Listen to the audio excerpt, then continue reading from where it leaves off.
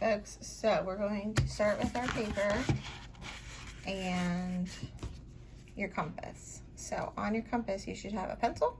It should be tight, you can screw it. And then a point. Most of your points are probably stuck in, so go ahead and push those out. Okay, to put it back in, you need to grab your pencil and push inside there and it'll go in, okay? So here's our measurements here. We're gonna start with 6 inches. So take this, and where that gray triangle is, go to 6. Okay.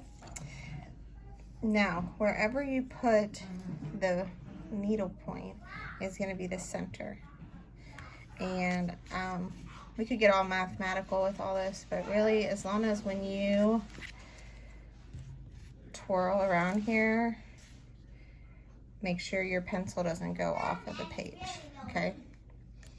So here I go. I'm going to make a 12-inch circle. Okay, 12-inch circle, 6-inch diameter. Now we're going to, I'm actually going to make sure I mark where I first started. Okay, you see that? I'm making this at home, so my setup's kind of messed up. And you probably hear my kids eating lunch, but that's what's going on. So now I moved my dial to 5 inches. So put the needle in the center, come in here. You kind of have to put more pressure on the needle. Do a 5-inch circle. Now we're going to do a 4-inch.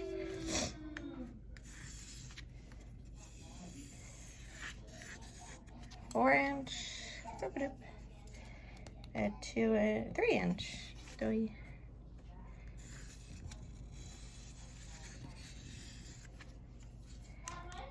2-inch.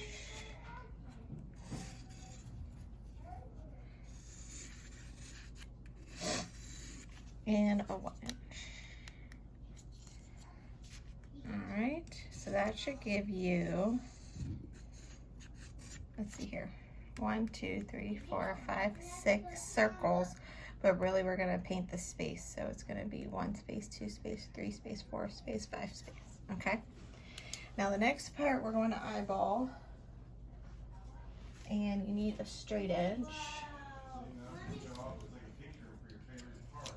So I have a ruler, but you could use anything that has a straight edge, okay? Now I'm gonna eyeball this. I'm gonna try and go in the center here. Line up my center with the ruler, come across here. Okay. Then we're going to try and do perpendicular here. All right, now the tricky part. This is one piece, but we want to divide this into 3 pieces. I'm sure there's some crazy mathematical way to do that, but I'm going to eyeball it, okay? If you realize some of your space is too skinny, you could always move this up a little bit. I'm gonna do the same down here, so we want this to be 3. Now you only have to do this on these 2 shapes, okay? Because now what I'm gonna do is, I'm gonna take my ruler, line it up to this point, and then I'm gonna line it up to that point, okay? So I push down here, I'm lining it up there. I know it doesn't go all the way across. I'm okay with that. I can make it work. You see how that goes? I'm gonna do the same here. I'm gonna line up my ruler at the top over here. You can't see it. Line up the middle. That's the key. And then, all right, does that make sense? Does that make sense? Yeah. I hope so. I hope it makes sense for everybody. Let's see here. And this is our color wheel.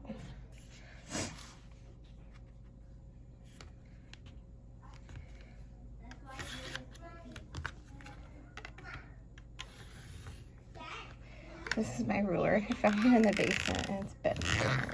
All right, there we go. So this is your color wheel. It should look like this, okay? If you don't have a compass, there are some at school in the vestibule. It's on a cart for our class. Or you can find things like bowls that you can trace, or like jars to get the dimensions you want, okay? All right, so the next thing is you're going to start with the actual color in the third space, okay? And this is gonna be red. Now across from red on the color wheel is green. Okay, then I'm gonna do, let's do red, violet.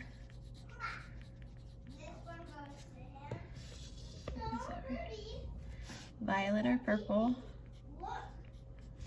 This is blue, violet. Write this upside down. Blue, and then blue, green. I can do it this way. I'll erase that later, but okay. Then on this side, you're gonna do yellow, green, yellow, yellow, orange, orange, even red, orange. All right, my next video is gonna be me painting some of those. Okay, I haven't even looked at this. I just opened it. This is the pack I'm letting people borrow.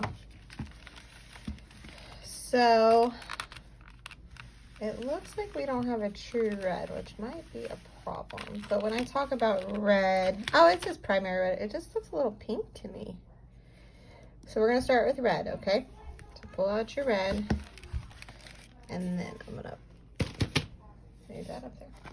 Now, if you're at home, which I think we all are, I like to use paper plates for my palette. I also like to use cardboard boxes, like Pop-Tart boxes and stuff. You really don't need much paint. And then I would get one of the round tip brushes I lent to you, or a brush like this, okay? Now we're gonna work in this triangle here, and we're gonna start 3 in. So 1, 2, 3, right here. And that will be our truest color. Now I also have a thing of water here, so dip your paintbrush in the water and then put it on your plate. All right, sorry about that. So just add a little bit of water just so it's not so thick. Okay, now I put it all around my brush. I'm gonna come in here. Now when I paint, I like to hold my brush like a pen or pencil. I'm only gonna move my fingers and my hand is flat. I usually start a little bit from the edge so I can get the feel of the brush. Then once I'm confident, I can come in here and I outline the shape, okay? That's Maggie. They just got Happy Meals, so they're freaking out about all their stuff. So again, I start off to the, like not right on the corner, and then I slowly work my way in to the edge.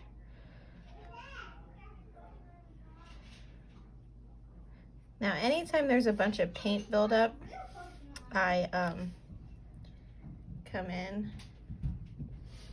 Sorry, I'm trying to show you guys this. Whenever there's a bunch of paint buildup, like that right there, I'll come back in real quick, try and smooth it out. Okay.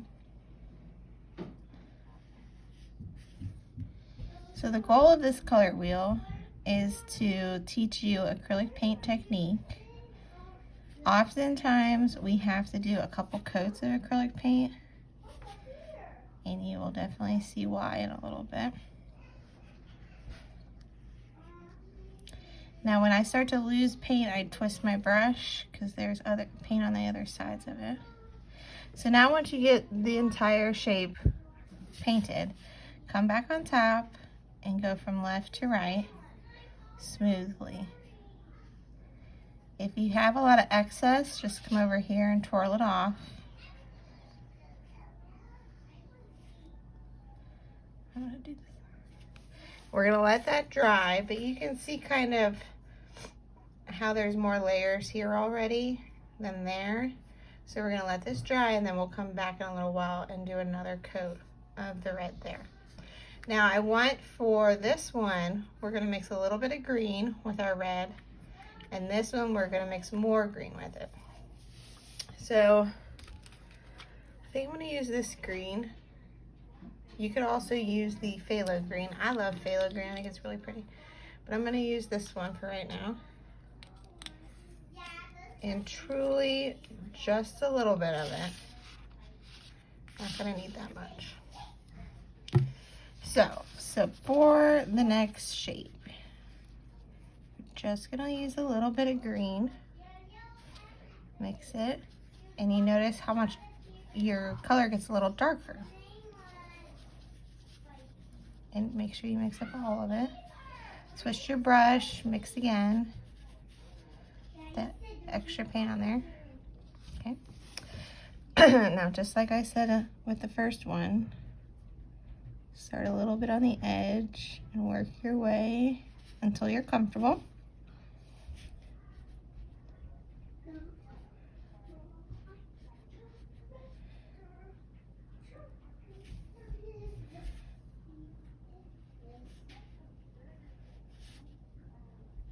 Take your time. I do want you to practice.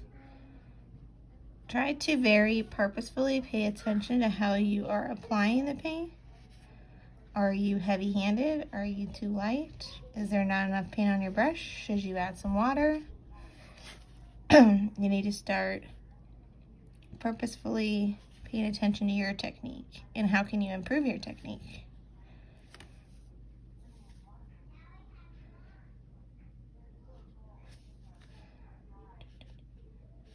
All right, so now I'm gonna come in here. Now, if you just leave it like this and you're just doing this, that creates a texture. We do not want a texture for this. We want it to be nice and smooth. So get some more paint and try to quickly come back on top of here so it doesn't stick. Now, acrylic paint can dry really, really quick, which is why most of us artists like to use it. But you have to work, well, you don't have to work quickly. It's just you have to be patient and let coats dry in between. Let your paint dry in between coats is what I'm trying to say. Okay. So we're gonna let that dry because you can see how there's more value over there than there is here. So we're gonna let it dry and then we'll come back on top. Now for this one, we're gonna add even more of the green. And what I want you to notice here is when you add the complement, which for red, the complement is green. When you add the complement color, your main color will get darker. And that actually makes it more realistic. So if you are someone, let's pretend you're painting some crazy, I don't know, like a realistic heart, like an anatomically correct heart.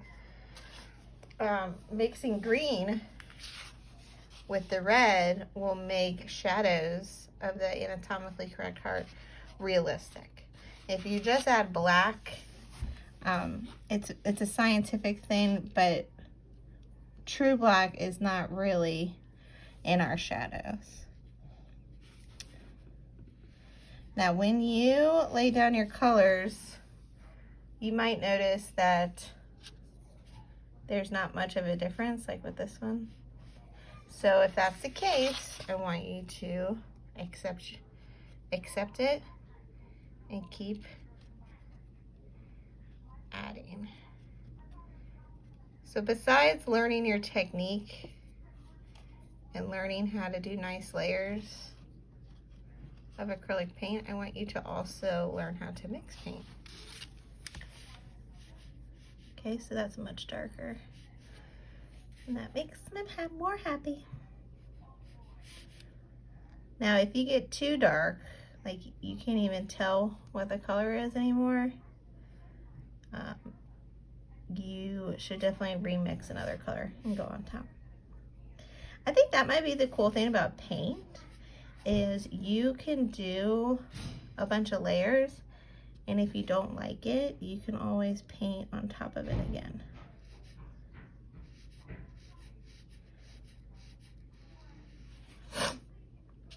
This is making it like a mauve color. Now to make it look less, my phone's gonna fall.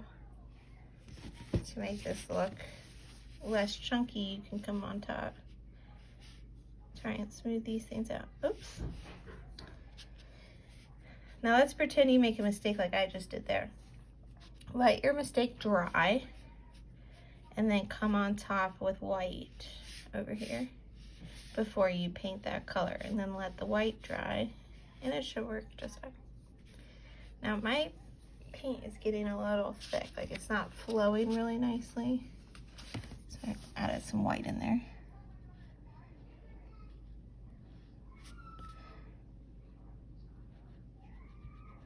Now I also did give you a smaller brush that might be helpful around these edges. You could always use that too. Now it might be hard to tell, but this is not consistent.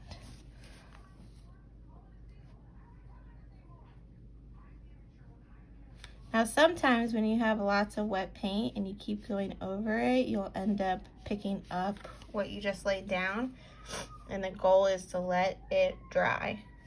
Then you can come back to it. Just like when we draw, your first layer should not be the last layer, okay? So, I put some more red here. I got a different brush. I'm gonna add a little bit of water just to make it more fluid. I'm gonna do another coat right here.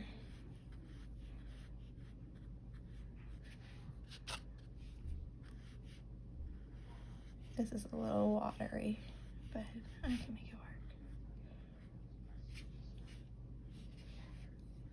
Too much water will make it look like watercolor, so be careful with that. All right, that looks better. Okay, so now on the next one, unfortunately, I already used up that one color, so I have to slowly add the green until I get the color I'm looking for. And you can always dab it.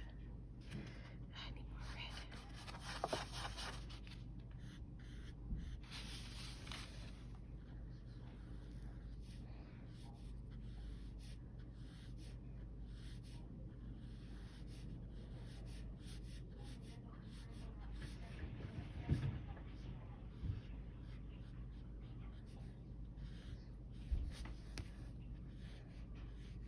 My shadow's in my way. It's hard for me to tell what's going on here.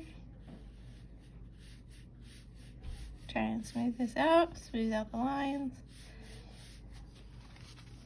And I just have to walk away. Like, it's a little too light up there, but if I keep going over it, it's just gonna peel off. So I'm gonna have to wait.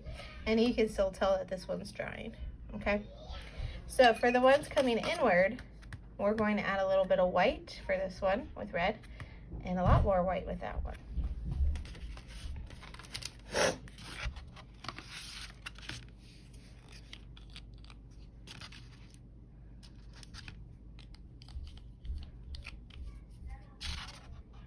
There's my white. I need more red though.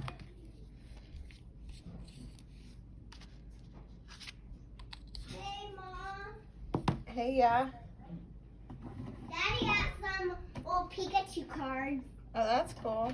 But look what we also have. We have 2 crocodiles. Okay. Hey, I'm filming. Can you give me a minute? Yeah. Thank you. Trying to find a pencil or paintbrush here. Alright. Get my paintbrush a little bit wet. Now when you're mixing white, there's different ways you can go about it. So for the color with a little bit of white.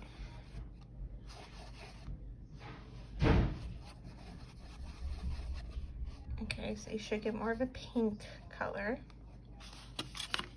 Put this right here.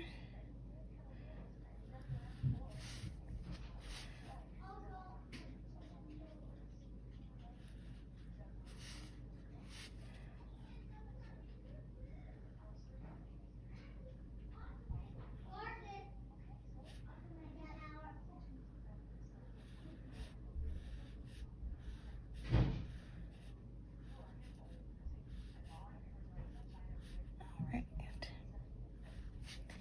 Now I'm gonna come this way too. Try and smooth out those lines.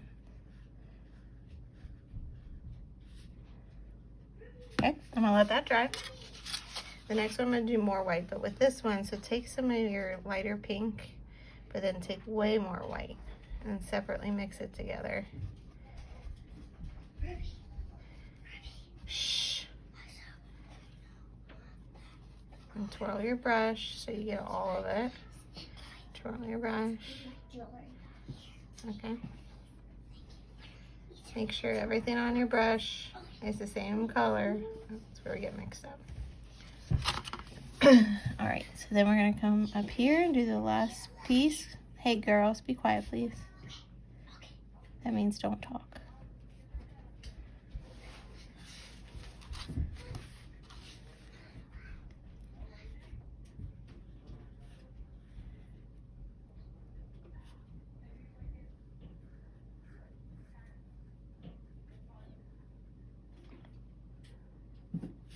Now, you might notice when you add white to a color, it makes it a lot less see-through. And sometimes, even with the darker colors, if you mix a bit of white, it just is really helpful, okay? So this is one triangle. That is your goal, is to start in the middle here with the true color, add a little bit of the complement, more of the complement, and then you add a little bit of white, more white. Okay, so the next one I'm going to do is actually the green right across from it. Okay, now before I do that, I did make a mistake right here, just a small one. It's not the end of the world. And actually red orange might go over it really easily, but just want to show you, if and when you screw up, use your white and come here. And just make sure you smooth it out though. Like, don't leave lumps, because those lumps will show up, okay? And I know you can still see it. Patience, let it dry, we'll come back to it, okay? So this is the first part, or like how to do a slice of the color wheel.